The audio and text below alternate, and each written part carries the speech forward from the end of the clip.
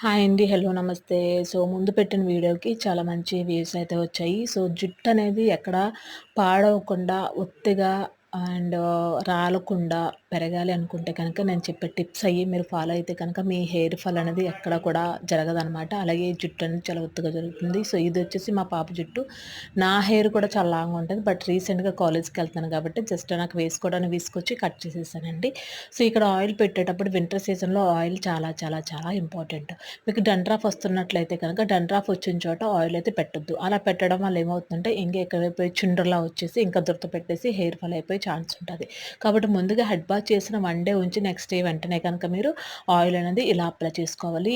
ప్రతి ప్రతి వెంట్రుక కూడా జుట్టు కుదుళ్ళకి ఇంపార్టెంట్. జుట్టు కుదుళ్ళకి కూడా బాగా నూనె పెట్టేసిన తర్వాత చివరి వరకు పెట్టేయాలి. చివరి వరకు పెడితే స్ప్లిట్ ఎండ్స్ అవి ఉండవు. ఇంకా వీడియోస్ కావాలనుకుంటే ప్లీజ్ సబ్స్క్రైబ్ చేయండి. తప్పకుండా మర్చిపోకుండా లైక్ అయితే ఇవ్వండి.